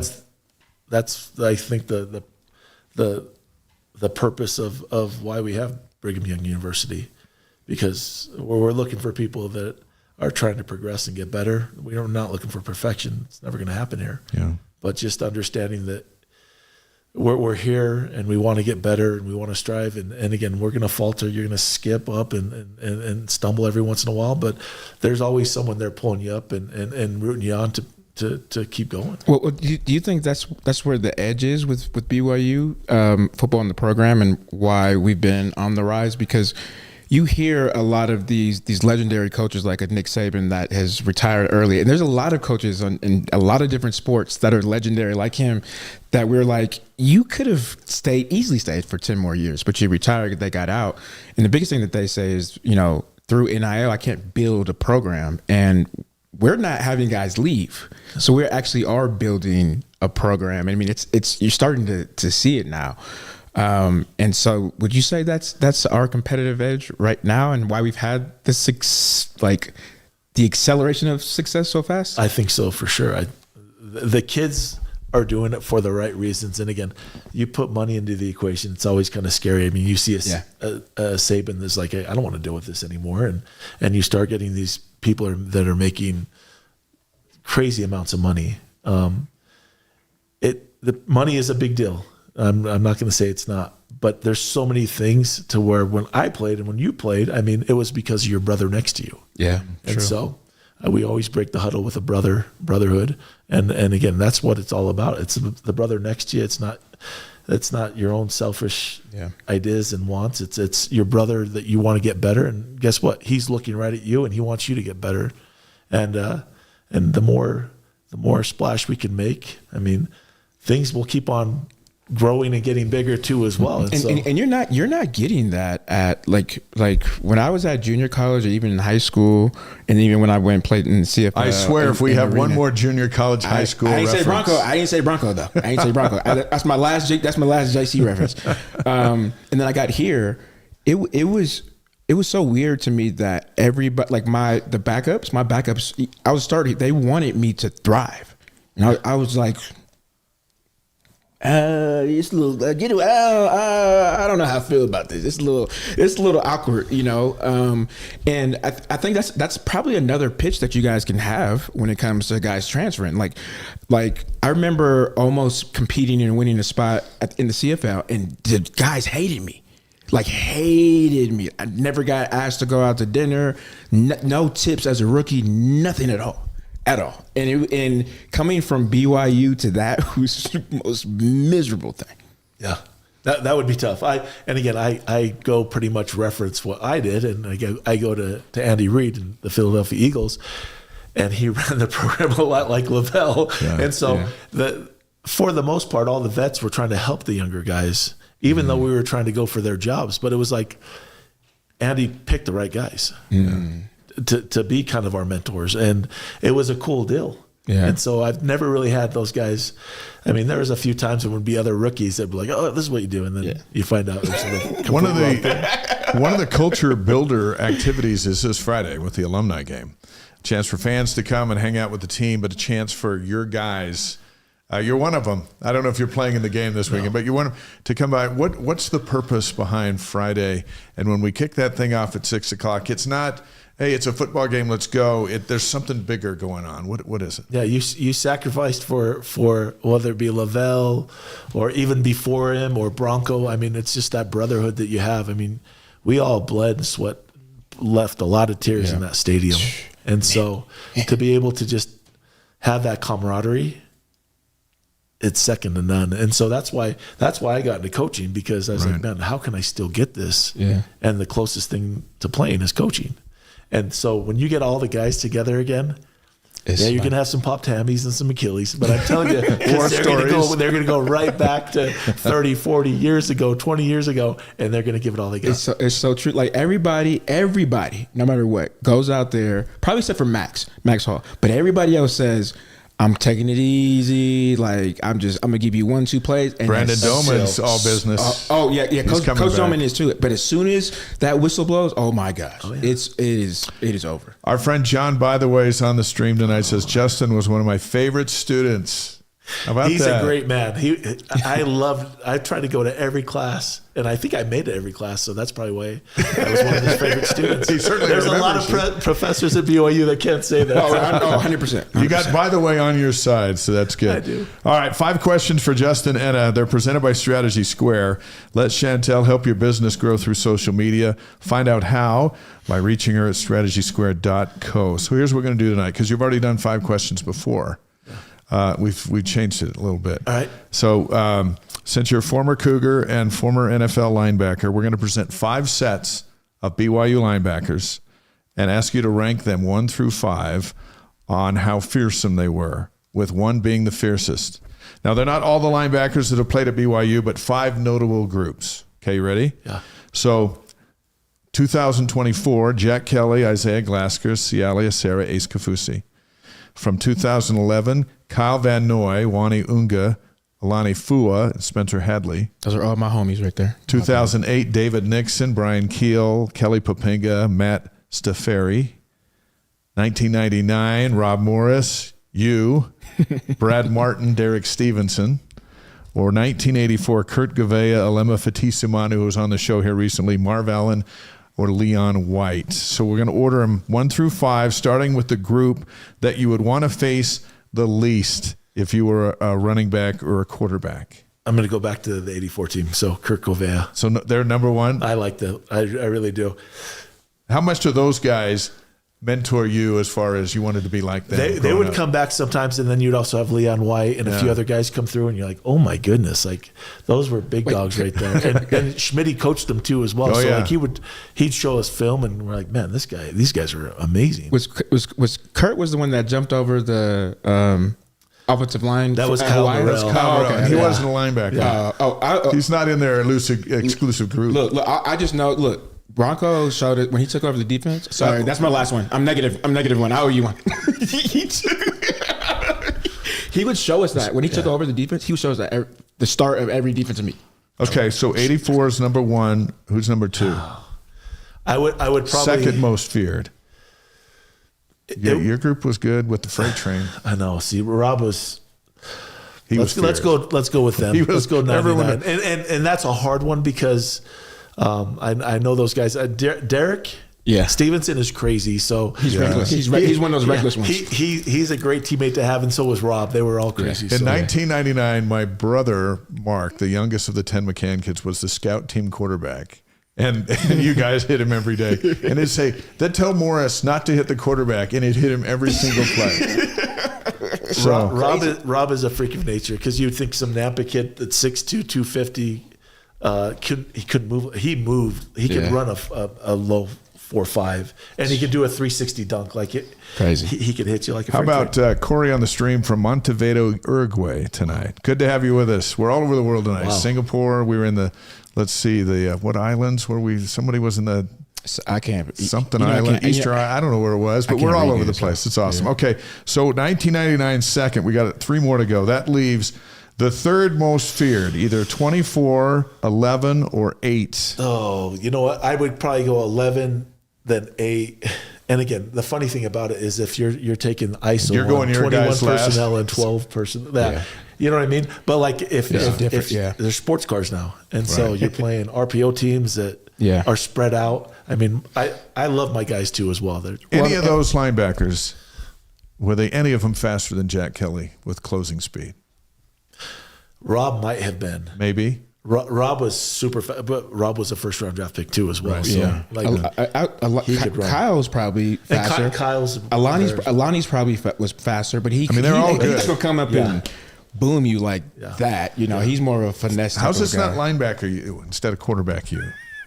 We just got to keep on pumping those linebackers. Steve Coach Young. Paping is going to do a great job. Well, he's got a crew. You've handed him some great returners, and then the Ulave kid from Cal and a couple of those other guys. That whole group should be rock solid, right? He's got at least 2 to 3 deep for sure. So it'll be fun to see the guys work. I'm excited. See, this is going back to what I said earlier about like when I played. And I mean, maybe same thing with you, but like you knew who the starters were. You know, especially it's like, okay, there's only 3 black kids. You guys are all starting, but you didn't know. You know, like if one person went down, it was like bad for us. And I think that was a little bit of why we didn't really play special teams, because we were trying to hold our assets, like make sure that they were as healthy. And now I hear that, you know. And then there's times too, right, where we're watching and we're like, oh, so and so's down. We're having our analysis, and we're like, who the heck is this kid? Yeah. Is that across every position group? I think for the most part it is. I mean, you're looking. I'm talking about inside backers, but you can go to outside backers just as easily and see those guys work. Jake Clifton's been a great addition too as well. You see him doing some really good things out there. I think DB wise, they've got some really good young football players right now, and I'm like, oh my goodness, it's going to be fun. Yes. All right, we kept here longer than we typically do, but we love it when you come over. So it's good to have you here. Let's finish with this one. I love how we follow each other on social media, and you share your spiritual experiences freely with people, and so does your wife. Easter weekend's coming, and General Conference weekend is like the best of both worlds. As you approach Easter weekend, I know a lot of Sundays focused on Palm Sunday yesterday, kind of kicking things off. What does it all mean to you heading to Easter Sunday? You know, we had Palm Sunday yesterday, and I think all the church did a really good job of emphasizing the importance of our Savior Jesus Christ entering Jerusalem. And so it's the start of a beautiful week. and a sorrowful week at the same time, but more beautiful because of the Savior not only gives us the atonement, he breaks the bonds of death, and then we're able to have families together forever. And so, like with our gospel, it's the most beautiful thing that and the most beautiful time of the year. And so I'm just really excited just to be able to be part of such a great organization like BYU, but also especially be a member of this church and be able to live the lifestyle, to have those Sundays off, and then and be able to promote that. I always tell her, we're with the specialists now, so the punters, kickers, snappers, and we get to have prayer. We have team prayer, but then we'll have our own position group prayer, and to be able to pray. You can't do that anywhere else unless you're a private university, and other private universities don't do it. And so we take that as a huge advantage. And so we'll be going down to, I think it's like the Easter Festival down there in Mesa, and go watch. Right. So I'm really excited about that, and be able to spend some time with the family on Saturday. So that's great. Dave, he could be, if you are going to send 2 people to my house, he could be one of them. You got 2 people right now. You can come too. We're working on you right now. Yeah, that's awesome. Thanks for sharing that. You know what else is kind of cool is last General Conference weekend we had Friday night football, and this General Conference weekend we have the alumni game. So even there on a Friday night, we're still at the stadium. A place with so many great memories. The great Justin Enna with us. We'll see you at practice this week, and we appreciate your insights, and we love who you are. So thanks for coming. Thanks, Dave. Thanks, Brian. Justin Enna, special teams coordinator. Sorry, Dave. Coach, I'm gonna come talk to you on Friday. I have a recruit for you. I love it. I'm sorry. I don't know if I'm supposed to say that. Hey, Coach. I got somebody though. If he comes up to you and says, "Hey, when Bronco just punch him right in the face," I'm not gonna say that. Actually, you know what? Talk to Brandon Bradley. I sent him all the stuff. I love it. Yep. Tell Sherry, sorry we kept you so long. Good seeing you, Coach. See ya. Thank you. Justin Enna, one of the great staffers on this football program, and we have them all come through here. We love when he comes through here because we had Kelly here a couple of weeks ago. You just get it right from their heart.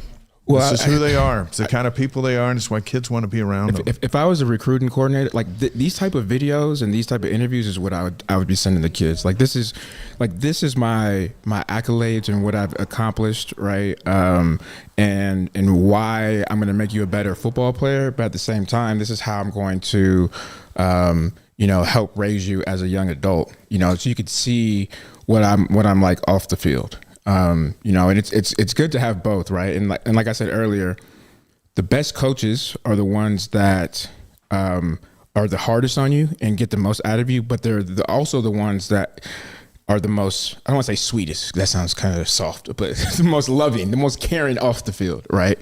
And they care about you as a person. And I think that is something that the entire staff has. And we talk about, it's part of what makes BYU great. Yeah. Because they're on every staff. And, yes. And again, and Justin said it a couple of times, none of us are perfect. None of us ever will be in this lifetime. But we're trying to be better. Yeah. And when we make a mistake, we fix it. We repent and change and keep going. And when we had Rick Gill, who taught University 101, sitting in that seat a couple of weeks ago, talking about how they laid out the plan for the school is to help you succeed, not to find a way to kick you out. Right. And that mindset has changed over the years.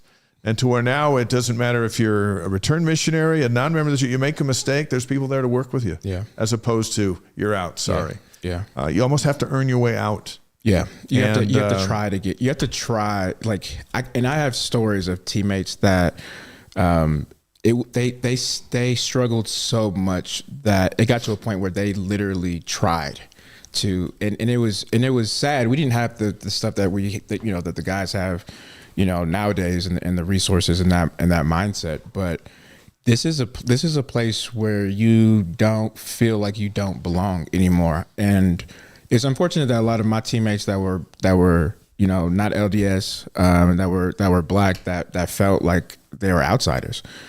And that's part of the reason why it's really shocking to me to see and hear, these stories of now we have 2-3 deep in every position group. And I think that Kalani and the program has done a really good job of saying, regardless if you're a member or not, if you're black, white, orange, yellow, blue, green, like you can't be red though. You belong. Right. Yeah. And you're starting to see that it doesn't matter what faith I am. What matters is what Coach said, which is I had the same vision, I had the same morals, I had the same values that this program has. And it's cool when he talked about being able to pray. When I was thinking about getting married, I went and talked to Coach Reynolds, my senior year, offensive line coach, not even on my side of the ball. And he crossed over, huh? Yeah, I did. I went to the dark side. But it was cool. It was how cool is that to where I can go to any coach on the staff, and he sat down with me and we kind of had marital classes. He was like, "Look, this is what's going to happen, what you have to do. Like this decision is." We talked for weeks before I ended up making that decision. And you can't do that. I don't think any other place, if we were at Georgia, that coach would be like, "Are you serious? Why are you getting married? You need to focus on this next game coming up." Yeah, it's a special place. That's what makes Wise Guys special, is we're tied to it and are in a position to tell the stories and do the interviews that are a little bit longer than you get anywhere else. And it makes it cool. And we appreciate the support over my left shoulder, over your right shoulder, and everybody else who helps make this, including BYU Pathway Worldwide. BYU Pathway makes truly affordable, fully online, spiritually based college degrees accessible to folks worldwide through greatly reduced tuition, weekly peer gatherings, and English support, helping students earn sooner, increase their income, and deepen their faith. And learn more at byupathway.edu. Let's talk men's hoops, get you updated on everything that's going on campus. For AJ Dybantsa, who was on the show earlier tonight, he's a finalist for the Naismith National Player of the Year. It's AJ, Cameron Boozer of Duke, Darius Acuff of Arkansas, Yaxel Lindenberg of Michigan, all fantastic players. We're voting for AJ, and fans can actually help this time. You can vote for AJ at www.naismithfanvote.com. NAISMITH fanvote.com through 10 a.m. on Wednesday. So you can go on there and you vote for AJ. The fan vote's going to count for 5% of the total vote. Nice. So if it's close, and I think it's going to be, the fans can tip it. Now, Duke fans are going to vote for Boozer, but Cougar Nation has shown in the past is just as powerful in voting as anybody else. So the winner's going to be announced Sunday. The Naismith National Player of the Year. Jimmers won it. The Angels won it. AJ's got a chance to win it. He's got until May 1st to declare for the NBA draft. We'll probably hear about that sooner than that. Is he going to enter? Is he going to come back to BYU? There's no wrong decision and no easy one either. And I wrote an article about it at Deseret.com. You can check out. A lot of people have read it and have plenty of things to say about it. The suggestion that maybe it's not a slam dunk that he's going to go to the NBA is way past everyone's, conception of an idea, because I think it's you just have to go do it. But that's not how the Dybantsas roll. Yeah. And so is there a chance he can come back? You bet there is. Is there a chance he's going to go? Feels like he's going to go. But until he says one way or the other, they're weighing both. And they love BYU. You heard that in Ace's voice tonight and in AJ's voice. They love it here. I think you made a really great point. First of all, Michael Zimmerman, I do have a lot of maturing to do. Don't judge me, just pray for me. Continue to pray for me. But back to your point, Dave, you made a huge statement right there when you said that's not how they roll. And you can tell that's not who they are. They're not the traditional type of family, because he wasn't supposed to come to BYU. On paper, right? Right. When you he think was going to the Blue Bloods. That's right. Exactly. So would it really surprise you that a kid that chose BYU out of all places, black, not LDS, projected number 1 draft pick, to choose BYU, would it really shock people if he came and stayed? I don't know Boozer. I don't know Acuff. I don't know Lindenberg. And there's one other one that probably slipped me there. But I do know AJ and his parents. And if there is a kid that is projected to be the number 1 pick who just has enough of his own life plan put together to say, I'm going to do that next year instead of this year, because I want to be a kid for one more year of my life before I just become an adult the rest of my life and talk about being a kid the rest of my life, it's him. Yeah, true. And at the same time, in the same breath, he could go be the number one pick and would love every minute of it. Yeah.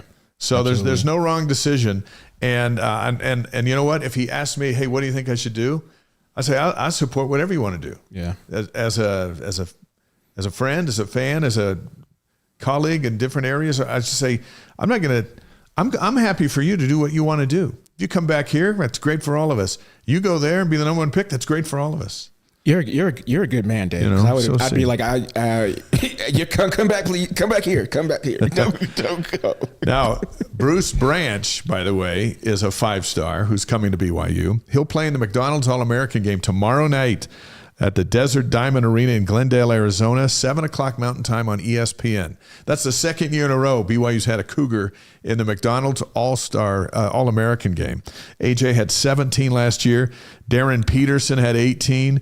Cameron Boozer had 16. Darren Peterson's the name I left off in that. He's in that group of finalists. But in that McDonald's game last year, and what did we hear all year? Dybantsa, Peterson, and Boozer. Yep. Those three were in that McDonald's. So tomorrow night we're going to watch Branch in that same game. Yeah. And he's already projected as the number 2 pick in the 27 NBA draft. Crazy. And he hasn't even got here yet. So, man, is this like the best time ever to be an optimistic BYU basketball fan? Because no one knows how it's going to go. But as these quality kids come, you're just like, well, they're going to go where they haven't been. And then we invest our time and attention, and sometimes we get there, and you know what? A lot of times we don't. But we had a good time along the way, and here comes Bruce Branch. I think that's a great point. It's not necessarily, and I think this is more so for BYU fans and just how we are with the church and our values and how much we really care about each other. And it's really the journey, right? Like, yeah, it sucked that, BYU didn't go further in the tournament, and there's some issues with injuries, but how fun was it every game to watch AJ? It was, right? It was must-see TV. And think about when he goes on, and let's say he has this huge NBA career, people could sit here and say, I'm going to tell my kids, like, yo, I was courtside watching him. It's like when our guy went number 1 and a franchise was built around him and he won an NBA title. Bingo. And he loved BYU the whole time. Think about all of the family and fans and students that got to watch LeBron in high school and watch that journey, right? They didn't get to see him in college. Nope, not at all. And so for us to, I mean, it's kind of like a gift. And I think same thing, with these new coming recruits. It's like, this is going to be the potential number 1, number 2 draft pick. Like this is fun. No, I don't care where we're at in the standings, games that we lose. Like this is a fun. Next 5 weeks are going to be really, really interesting. Interesting for AJ. Interesting for the team that Kevin Young and his staff are putting together. And I'll tell you this, I don't know exactly how it's going to go, but on opening night, we're going to be out of our minds next year, ready to see what happens. I don't know if we'll be at T-Mobile in Vegas playing Villanova on TNT. We're going to be somewhere. Probably it's going to be cool. Final 4, Arizona, Michigan, UConn, Illinois. We had the guys on earlier, and you and AJ and myself went with Arizona. Yeah. Seemed like everyone else went with UConn. Yeah. No one went with Illinois, and surprisingly, Michigan's really good, but no one went with Michigan either. No. So that's kind of where we're at. The transfer portal, by the way, opens April 7th. So names are going in, and they're all over social media, but there's no wheeling and dealing until April 7th, which is just around the corner.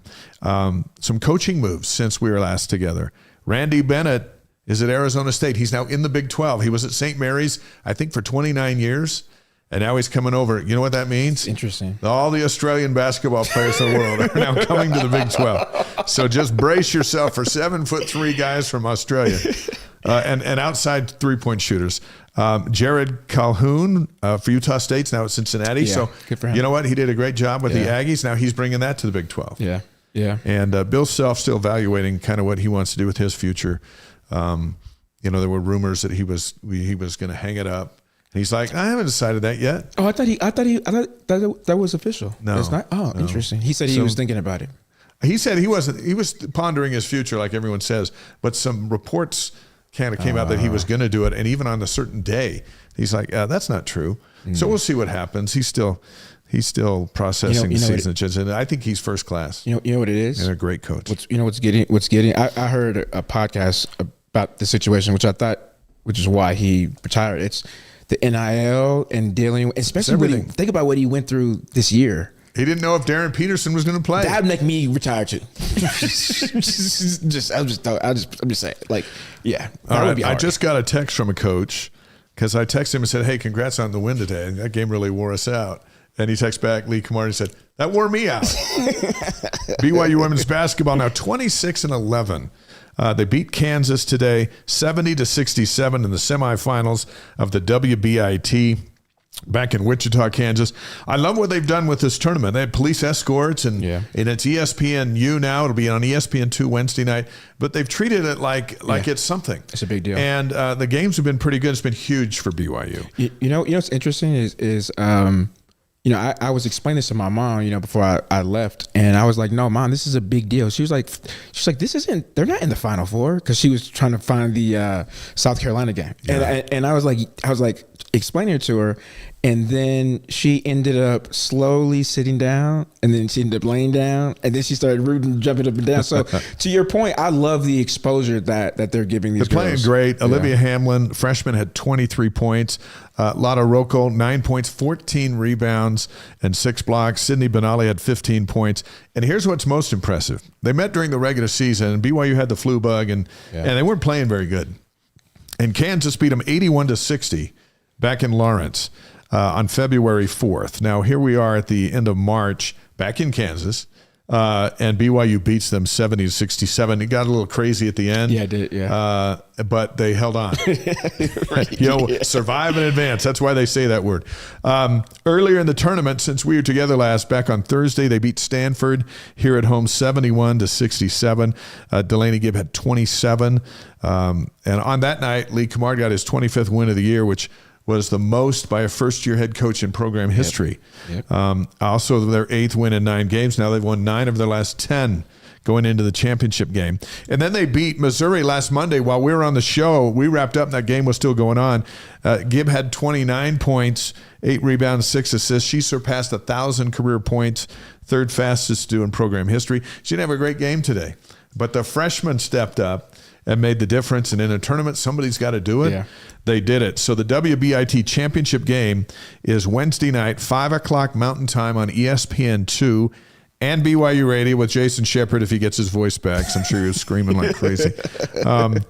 That's Wednesday night. Columbia beat Wisconsin earlier today. Yeah. Columbia's athletic director is our friend Peter Pilling, a BYU grad. Interesting. So there's this small world. It just keeps getting smaller. Now, Columbia's pretty good. They handled Wisconsin. Yeah. And so BYU will have their hands full. But BYU at 26-11, a chance to get to 27 wins in Lee Kamar's first year. They won 14 games last year total. Yeah. And I know. And it's crazy the turnaround. And I always say this when it comes to basketball, you want to peak at the right time. Right. And nowadays it's so hard to build momentum because it's not until the end of the year is when you start to really gel together, especially basketball wise. Right. Football may be a little bit easy just due to logistics and things like that. But when you have to have. Well, you only have 12 games. But also you have to be tighter. In my opinion, you have to be tighter as a group and as a unit for basketball than football. Right, to win a game, and to be special. And with the turnover that you have with the NIL, it's hard to do that because you have people coming in and out. How do you get that chemistry, right? And so you usually start to see nowadays. You start to see them gelling and understanding each other. The little nuances, right? Like how does she come off a pick and roll, or when she goes up for a rebound, is she doing this or she doing that? You start to pick up on those little things. And right now, I feel like they're catching on fire in the right way in the right time. We'll be watching them Wednesday night, 5 o'clock against Columbia in the WBIT championship. Next year they'll be in the NCAA tournament. Yeah, for sure. Absolutely. This team's almost all coming back, and they have some big pieces coming. They're going to be good. Men's volleyball 17-8 on the year. They're 4-4 in the MPSF. ranked number 10 today in the new poll. They got swept by Pepperdine at the Smith Fieldhouse. The Waves are ranked number 6. They're good. They're good. Okay. And BYU battled them, and the Waves just got them. Up next, the Cougars are at Vanguard Thursday and Friday at 8. That's in Costa Mesa, California, so a lot of folks will get a chance to go over and cheer them on. Their next home match is USC at BYU on April 10th, and we are on Sean Olmstead watch. He's about to become the program's all-time winningest coach. Nice. He's got 204 wins. The legendary Carl McGowan has 205. Nice. So it's going to happen. It's probably going to happen this weekend on the road. We were hoping it would happen at the Smith Fieldhouse the other night. But, hey, you know what? Pepperdine's good. So they got us. So we'll get it this week. Or how many years? With USC coming. How many years has Sean coached versus Carl? I don't know. Can't remember. Like 8 maybe. It'd be good to compare the two to see. But Sean's cruising in. He's going to be the all-timer. Softball's 11-22. They're 2-7 in the Big 12. Kansas won the series here in Provo 2-1. The Cougars won Friday night on a electrifying walk-off home run. That was the theme of the weekend. BYU also beat Utah Valley 8-5 earlier in the week. So here's what they got. Number 2, Texas Tech on the road. Thursday and Friday at 5, Saturday at 11 a.m., all Mountain Time on ESPN+. Back at Gail Miller Field, April 7th against Utah Valley. Wait, they got their hands full this week. Was that you on one? You were on one of those calls, right? I was doing the baseball. It was the baseball. That was a walk-off. Yeah. I had 2 of them. Yeah, had 2 walk-offs. But you were on one of the calls, right? I had both walk-offs. Yeah. Oh, you had both. Oh. I didn't recognize your voice in another one. I think they used Red Bell's radio call on the sports station. Boo. So I'm sorry, that was rude. I shouldn't have said that. So baseball's 13-13. All right, they're just trying to find their way. Yeah. They're 4-5 in the Big 12. They won the series against Oklahoma State 2-1. Both of the wins were walk-offs, as mentioned. Easton Jones hit a solo home run, beat the Cowboys Thursday 6-5. Towering blast to left field. Keone Painter hit a 2-out 2-run home run to beat the Cowboys on Saturday 5-4. That one just got out. Yeah. And as it was going out, it was like, okay. And the center fielder, Colin Ritchie for Oklahoma State, BYU couldn't get out. He had 3 runs batted in. They were ahead 4-2. It was Ritchie 3, BYU 2. And the ball just went over his outstretched hand and over the wall to beat him. So there was irony all over the place.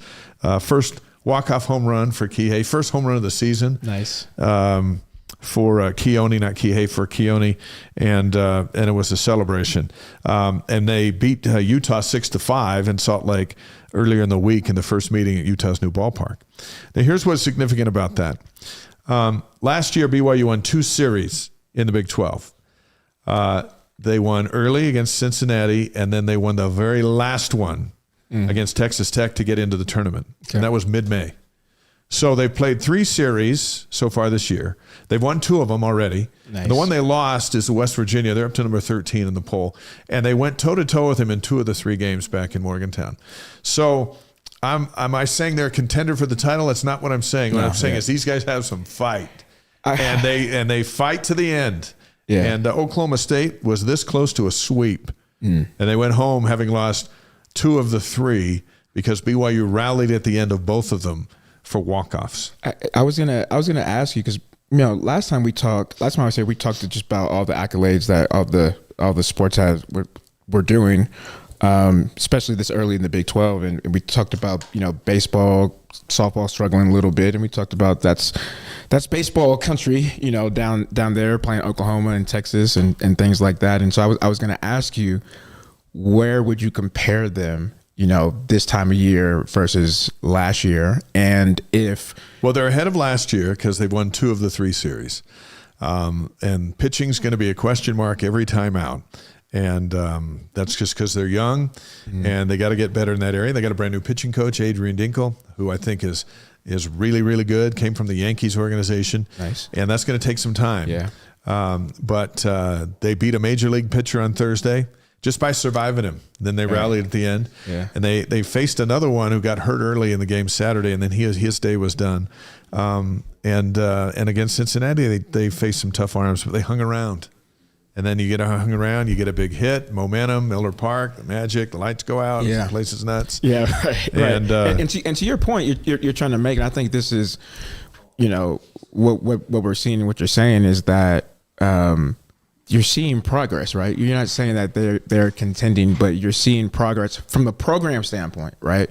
Having new coaches come in and being able to, I would assume, recruit higher quality athletes and getting those wins to where something like this is going to take a little bit of time. We talked about that last time I was on the show, and it's great to hear and see that they're making those strides. It's good to see them win. Yeah. Kansas State's in town tomorrow. That game's been moved up to a 3:00 start due to the storm coming in. We're actually going to have a storm. Gary and I will have the call on ESPN Plus 3 tomorrow afternoon. So if you're at work, just put it on your phone. You can watch it. Yeah. And then BYU's at Baylor Thursday and Friday at 5:30, Saturday at noon on BYU Radio and ESPN Plus.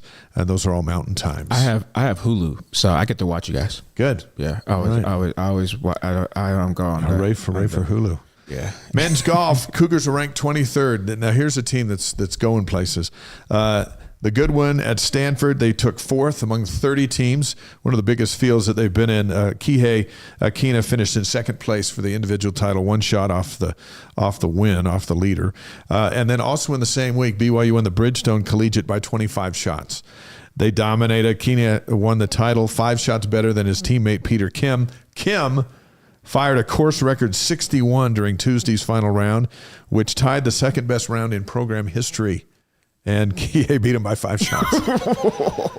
I'll tell you what, this is a good golf team, and Kim's a great golfer. Kihei is, again, what we said earlier, he is what Jane is to track, what Bear is to football, and what AJ is to basketball. Yeah. Kihei, our Relight Athlete of the Week, is to men's golf. Yeah. Yes, you got your hand up. Yeah, I have. So you must have something to say. I have a question. I have a question. When it comes to golf, like I know there's not a draft, right? Because it's an individual thing. I guess my question is, can he leave early like AJ, or is it just he can go and perform? And compete at these at more professional events, and just he can already play as an amateur in PGA events. We'll see what you can do after your freshman year. It's so tough on the tour that you got to have your A game, and a lot of times college golf at the really good programs prep them for. Tiger went to Stanford, Mickelson went to Arizona State, and on and on and on. But I don't know about the early entrance.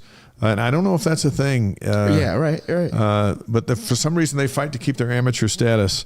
So I'll follow up on that one. That's a good question, huh? Yeah, that's a great one. That's probably the first good question that I had in like 3 years. That was a really good one. Up next for the men is the Western Collegiate, April 13th through the 15th in Santa Cruz, California. Women's golf at the Wyoming Cowgirl Classic coming up April 7th and 8th in Maricopa, Arizona. Women's tennis is 17-4, having a good year. Yeah, 6-3. They beat Kansas State 4-0. The BYU Oklahoma State game was canceled. The match was canceled. BYU was awarded the win. I'm not sure exactly how, but I don't know if it was a travel thing or whatever. But if you can't get there, you lose. Oh, so they forfeited. So they forfeited. Up next, BYU's at Baylor Thursday, and they're at TCU Saturday. So it's a Texas swing for women's tennis. You want to cover men's tennis? How you just not go to a game? You know what? There's so much stuff going on with the airports that maybe some things happen where they cut it too close. Anyway, the Big 12's like, hey, it's on you to get there. That's a little weird. Well, it used to be COVID. That's the first thing I thought of. That makes sense. That makes sense for sure. Men's tennis 13-5. Texas Tech beat BYU 4-2. Up next, BYU at TCU Thursday. And then BYU at Baylor on Saturday. So they're just the opposite of the women. Yeah. Track and field, the outdoor season's underway. The first national rankings come out on Wednesday. For the men, Jefferson McMullen won the steeplechase at the Utah Valley Outdoor Invitational. Carter Cutting won the 1,500 meter. This is steeplechase U, right? So it's just another one. Now it's Jefferson McMullen. And on the women's side, Paige Rasmussen ran the second fastest time in program history in the 200 meters. She finished with a time of 23.11 in the Trojan Invitational at USC. All BYU runners do is run fast and win. Up next, for the men and women, the Texas Relays, Wednesday through Saturday in Austin, and the Bobcat Invitational, Thursday through Saturday in San Marcos. So they kind of hop back and forth because San Marcos, both those were my mission cities. That's not too far away. Nice. And then the men are at the Stanford Invitational Friday and Saturday, so they'll be all over the place. BYU people will be running all over the place. Weren't some coaches, didn't they get awards for like Coach of the Year for track and field? Or did I not see that? Yeah, Diljeet Taylor. National assistant coach of the year for the indoor, and then she won the Big 12 coach of the year. By the way, on the stream, women's tennis posted that Oklahoma State had too many injuries to field a team, so that's why they didn't come. But that's why they also were they forfeited because they couldn't field a team. Thank you for that. Gymnastics, and we're not saying this because it's at the end of the line. There's just so much going on. But the NCAA championships are this week. The second round's Thursday in Tempe, Arizona. It's BYU, Georgia, Michigan State, and Utah Tech in this regional. 2:00 Mountain Time on ESPN+. Plus, the top two advance to the regional final on Saturday, and then on they go. BYU's had a good year. Guard Young's Big 12 Coach of the Year. Nice. And they didn't get into the play-in game, right? They just got into the regular field. And so that's a good thing, along with Utah Tech. So Utah Tech's in there with Michigan State and Georgia. So we wish the Cougars the very best. Campus notes are presented by BYU Pathway Worldwide. Learn how to increase your education in a way that can benefit your life through BYU Pathway Worldwide. I want to read something about our Cougar Tribe that we like doing. Our new partnership with Cougar Tribe, an online home for BYU sports fans. The Cougar Tribe staff has submitted 5 questions we're going to answer, and those will be posted tomorrow, March 31st, exclusively for Cougar Tribe for Cougar Tribe community members. So we got the questions. We'll answer them. Go to Cougar Tribe to get them. And if you haven't signed up to become a Cougar Tribe member, you can do so by going to cougartribe.com. Simple, and it's free. It's our favorite price. And we'll connect with you inside that community. That's what we do on Wise Guys, is we just connect. Yeah. We connect fans from all over the world here on Monday nights, and then Cougar Tribe is another way to do that. So check that out and join us. BYU fans are going to that. We had an event the other night. Richie was there, and nice. And a lot of folks are involved with us there. So let's do that. Here's another note: BYU cheers at Nationals now. Don't have that on our list, so congrats, and we wish the cheer squad. They usually win that every year. Yeah. They haven't gone the last couple of years. A lot of other people to win because they were on trips and things. I think they were on a cruise one time. I don't even know, but they're back, and we expect them to do do very well. That is the most Christ-like thing to do. This is just take a knee here. Let other people win. Hey, Wise Guys is proudly supported by Quick Quack Car Wash. They're popping up all over the place. Tonight they have 3 more grand openings, 2 in California, 1 in San Antonio, Texas. The location in West Sacramento is where Quick Quack's raising money for a family of a baby who suffered a neonatal stroke. The other grand opening in Azusa, California, is where they're raising funds to support Azusa Connects, a local community charity organization. And at the grand opening in San Antonio tonight, the new Quick Quack Car Wash is raising money for a young father suffering from lymphoma cancer. In addition, starting Wednesday, those 3 locations will offer 12 days of free car washes. When Quick Quack opens a car wash in your neighborhood, they do more than clean cars. They change lives. Learn more at quickquack.com. As they like to say, don't drive dirty. Powered by BYU grads. Wise Guys loves Quick Quack Car Wash. And we love that they're successful. We love what they do when they open a business. Yeah. They impact people's lives right there around the car wash. And that's how they've chosen to do it. And it's just BYU guys making the world a little better. I think this is what's so special about the church and the mission. And I mean, clearly there's tons of alumni that are successful in multiple different ways, but especially here in Utah, when it comes to entrepreneurship and starting new businesses and being very successful. You look at somebody like Ryan Smith. Yeah. Yep. That's a really good example. But you also look at the church, and most people don't know this part, that me as a non-member, my tuition, and being out of state, my tuition was like 10 times the amount of somebody that is a member. And most people don't understand that they lowered the cost of tuition.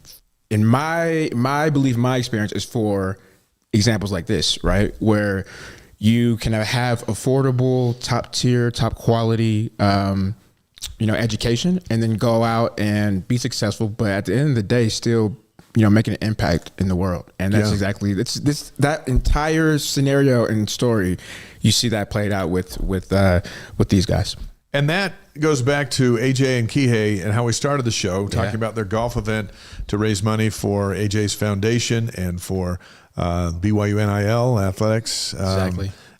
People getting together for a good cause to share what they have. Yep. And this show too. Yeah. I'm just looking here. Cubs 8, Angels in the bottom of the 8th inning at Wrigley Field.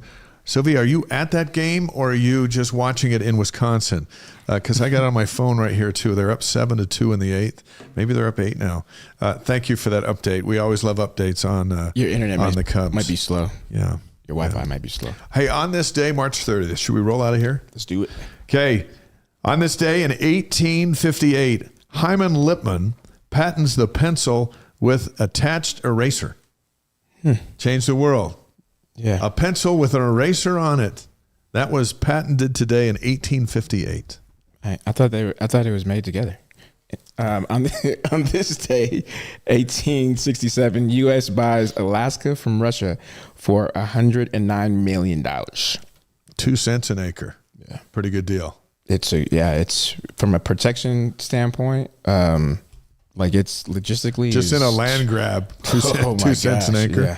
Crazy. 1870, on this day, Texas becomes the last Confederate state readmitted to the Union. They were back in.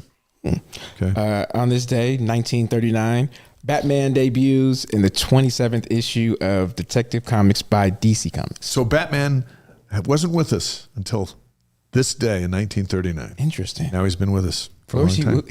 Where is he at? With James, he's with James Bond? I don't know where he was. I don't even know he existed. He showed up in the 27th issue. 1981, Chariots of Fire premieres in theaters, and the soundtrack is still awesome. No, I have no idea what that is. 1981, President Reagan is shot and wounded by John Hinckley Jr. That happened on this day, 1981. 1984, New York police detective Robert Cunningham offers waitress Phyllis Penzo half of a $1 lottery ticket, and the next day they won $6 million. And he went back and he gave her half. They made a movie about it with Nicolas Cage. Wow, really? There. Yeah, that happened 1 year on this day in 1984. Interesting. On this day, 2001, at age 15 and 9 months, Michael Phelps becomes the youngest world record holder in the 200-meter butterfly. 3 years later, he won the first of his 23 Olympic gold medals. Probably one of the best athletes that we will ever see. Yeah, dominating in the pool. March 30th, birthdays of note. 1853, Vincent van Gogh was born on this day. He sounds familiar. 1937, Warren Beatty. I went to class a little bit. I think that's a class. That's a humanities. Is he a science? Is he a scientist? No, he's scientist. He's a painter. He's an astronomer. No, a painter. Oh. If you went to humanities, you learned about him. That's a class? Apparently for the rest of us. 1937, you said Warren Beatty. Yeah. He was in that movie Heaven Can Wait with the Rams and all that stuff. It's a great sports movie. You should see that one. Okay. 1945, Eric Clapton was born. 1968, Celine Dion. 1970, Secretariat, the horse, the Triple Crown winner in 1973, was born on this day in 1970. One of the greatest racehorses of all time. 1994, Alex Bregman, Cubs third baseman. Yeah, and that third baseman is 1 for 4 tonight. You sound and disappointed. the Cubs are leading 7-2. You sound really disappointed. So no, we're all there on that. So happy birthday! You sounded like you had like money on it or something. No, like, come on. I know you don't gamble, but you know. March 30th deaths, 1986, James Cagney, and 28 years ago tomorrow, the great Dale Reese McCann passed away. Our dad passed away on March 31st, 1998. Our Wise Guys inspirational quote of the week is from President Reagan after surviving his assassination attempt, who said, "I've always believed that God has a purpose for each of us, and I believe he has a purpose for me." This was after he survived that assassination attempt. We want to thank AJ and Ace Dybantsa, Kihei and Alan Akina, and BYU Special Teams Coordinator Justin Enna and Brian Logan. The show is fantastic. We invite you to watch General Conference of the Church of Jesus Christ of Latter-day Saints this Easter weekend, Saturday and Sunday, 10 a.m. and 2 p.m. Mountain Time on BYU TV. Next week, entertainer David Osmond will be here. Marie Osmond's been on this show. Now David Osmond's coming on the show. And entrepreneur Scott Porter, founder of San Diablo Churros, both BYU Cougars making a difference in the world. 2 weeks from tonight, actor Kirby Hayborn will be with us, BYU entrepreneur and Professor Jeff Birmingham, and Curtis Blair, president and CEO of the Utah Valley Chamber of Commerce. They got a big night honoring the last 6 BYU presidents, and we'll talk about that with Curtis Blair. So the next 2 weeks will be awesome. Nice. Yeah, definitely. I hope Blaine goes on a trip. Yeah. Speaking of Blaine, here's where you can find us this week. He'll be back next week. He's also going to be back and work Sports Nation's coverage of the alumni game Friday night at 6 on BYU TV. I'll be at the baseball stadium tomorrow calling BYU Kansas State with Gary Scheide. That's at 3 o'clock Mountain Time on ESPN Plus. And then I'm in the Deseret News all week. We'll have some stuff from our interviews tonight. Nice. I really loved the Tonight Show. We just had first class guests. Yeah, and they're big time in their arenas, and they're doing great things outside of it. Wise Guys is presented by Brady Plus, supplies plus support. Find out more at bradyplus.com. And by Mountain America Credit Union, empowering dreams for over 80 years. Find out what they can do for you at macu.com. Our Relight Athlete of the Week, presented by Redmond, is Kihei Akina. And as you heard him say, he prefers the pina colada. The secret's in the salt. Learn what it can do for you at redmond.com. We appreciate everybody with Relight. Our Wise Guys is distributed by the Deseret News. Dave McCann, Brian Logan, great to have you here as always. Thanks for having me. We know you'll be here in a few weeks, so we'll look forward to that. And we'll see you at the ballpark tomorrow at 3. And let's have a great week, a great Easter week for everybody. Thanks for being here tonight.